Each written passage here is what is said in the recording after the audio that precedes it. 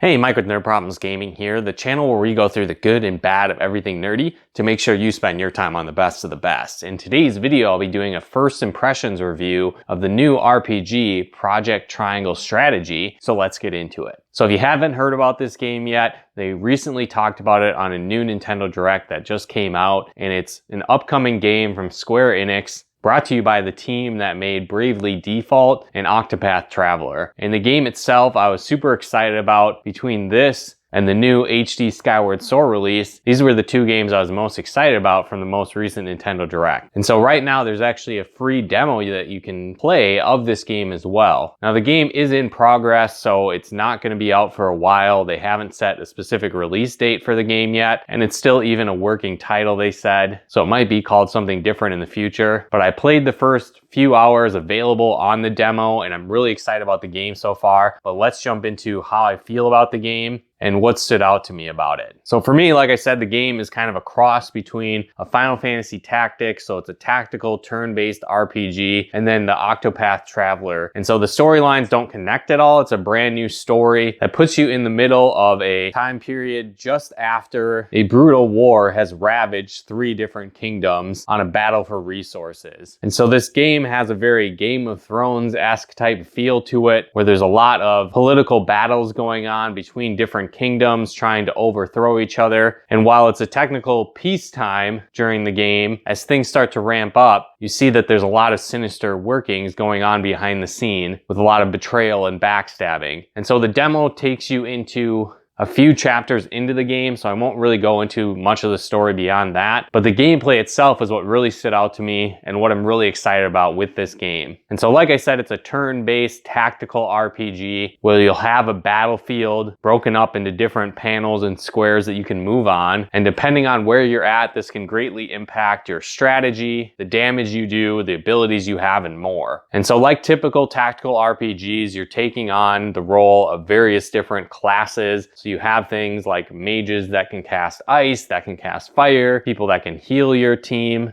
people that use spears and swords and bow and arrows, thieves and more. And each one has their own unique abilities, skill sets, weapons and armors they can use, and more. And so you really have to strategize and plan out every single step of the battle to emerge victorious. And so there's a lot of cool things that I like about this game. Like I said, it's reminiscent to Final Fantasy Tactics and other tactical RPGs that I've played. It also has some new mechanics that I really like as well. So for example, it kind of has like a pincer attack bonus going on. So if you trap enemies between 2 of your soldiers front to back and attack them, the other soldier on your team will do an attack as well. Looks like maybe future abilities that you can unlock will allow for counterattacks as well, adding another depth to the strategy. Also, depending on the terrain that you're on, that can impact the battle. So for example, if you have the high ground and you're an archer, you can shoot a lot much further with your attack range. There's also some cool combos going on where, for example, you might be able to freeze an enemy with your ice using mage and then attack them with your bow and arrow user to do extra damage. And so it looks like as you explore and unravel the game, there's going to be more and more little differences between stages and tactics you can use that unravel as you play, which I really like. A couple other aspects that I really liked about the battle mechanics was, one is that you could see kind of where you were in a danger zone as you move throughout the stage. So if you happen to be within an enemy attack range, it would show that on the map prior to you selecting that location. I know for me, as I've played tactical RPGs over the years,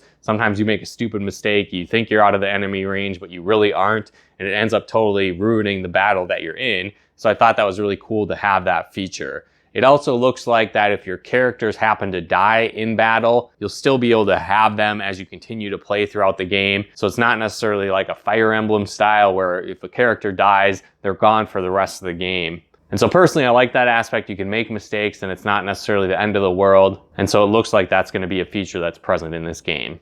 Another thing that's neat is as you battle during the stages, each time you do an ability, it actually is going to earn you experience, which can level up your characters mid-battle. So you could be learning new abilities as you play throughout specific stages. On top of that, another neat mechanic is it looks like you have TP or tech points, and then your HP. And so a lot of traditional turn-based tactical RPGs, you have magic points that you can use your abilities with, where this one, it has tech points. And so as those build up, you have specific abilities that use up more of these slots. And so when you're just starting off, you maybe just have one to use. So you can use your most basic ability.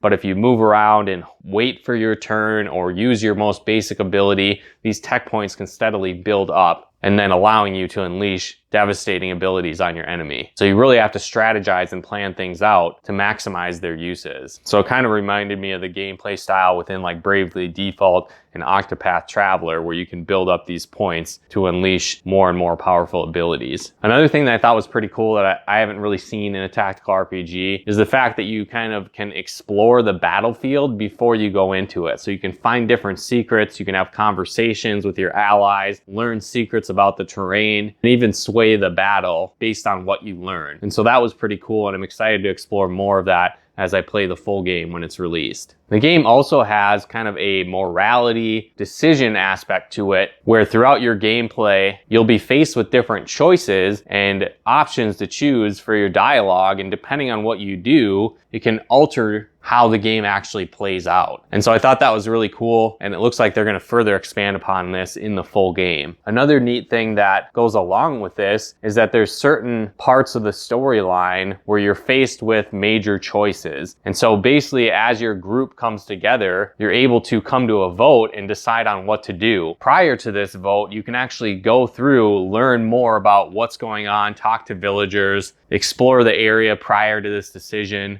find out unique information, and then you can use that information to influence your allies towards the direction you want to take. And so I thought that was a really cool aspect, but on top of this, you can see where people are leaning prior to the vote, but you don't actually know for sure how they're gonna vote until it happens. So that created some pretty intense moments where you're waiting for the reveal if people are going to side with your decision or go the other way, and find out if your attempts to influence them was successful or not. So I think this is really cool, and it's gonna add some unique elements to this game that I haven't seen in other tactical RPGs before. It also looks like you'll have the ability to explore different branches of the storyline, unlocking that while also potentially recruiting new characters based on the decisions that you've made. And I thought that aspect was really cool. On top of that, you have kind of a caravan camp area that you can go to between missions, where you can change equipment on players. It looks like they're gonna have a blacksmith where you might be able to craft and upgrade weapons, merchants where you can buy items from.